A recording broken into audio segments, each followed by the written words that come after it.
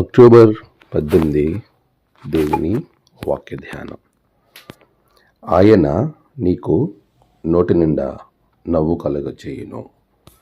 యోబు 8:22.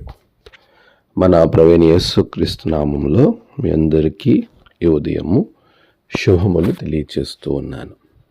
ప్రియులారా, దేవుని మహాకృపలో మనమంతా సంతోషంగా ఆనందంగా ఆయన మనకిచ్చినటువంటి ఈ అద్భుతమైన కార్యమును బట్టి ప్రభువులో సంతోషించడానికి దేవుడిచ్చిన సమయాన్ని బట్టి దేవునికి నేను కృతజ్ఞతాస్తుతులు చెల్లిస్తూ ఉన్నాను.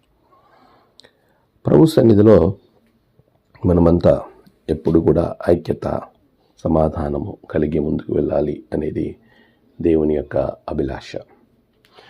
ఈరోజు మన జీవితాలలో ఎన్నో ఆశీర్వాదకరమైనటువంటి, ఎంతో దీవెనకరమైన పరిస్థితులు గుండా మనము ప్రయాణం చేస్తూ ఉన్నాం. అలాంటి ప్రయాణంలో ప్రభు మనలను నిరంతరం ఆనందంగా, సంతోషంగా ఉంచే గొప్ప ఆశీర్వాదం మనకిస్తాడు.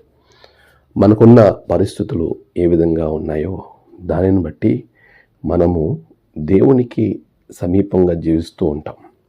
అయితే యోబు అనేటువంటి గొప్ప భక్తుని జీవితాన్ని మనం చూస్తే అతడు సంతోషంలోనూ, దుఃఖంలోనూ, బాధలోనూ, ఆయనకున్న ప్రతి పరిస్థితుల్లోనూ దేవుని వదిలిపెట్టకుండా జీవించాడు.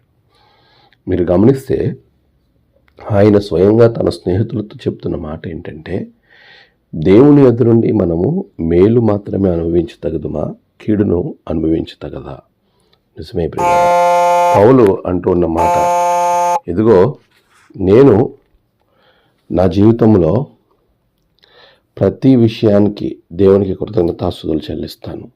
మీరు కూడా అలాగే ప్రభుకి కృతజ్ఞతాస్తుతులు చెల్లించండి.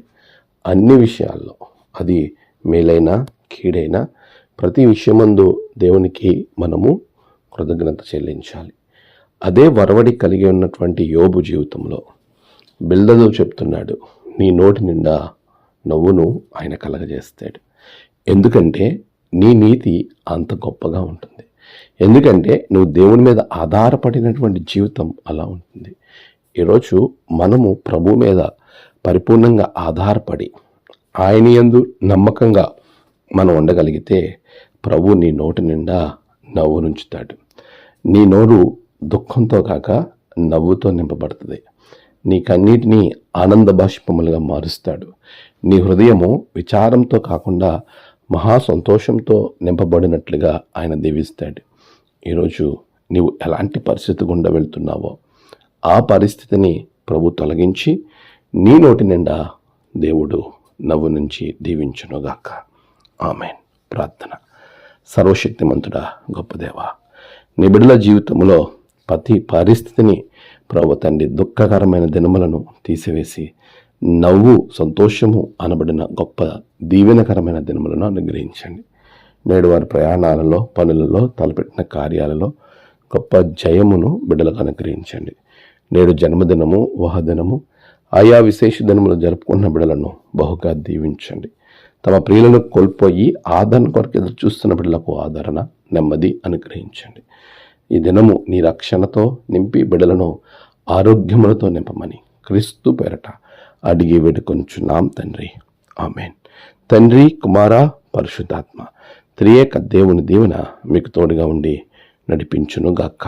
ఆమేన్.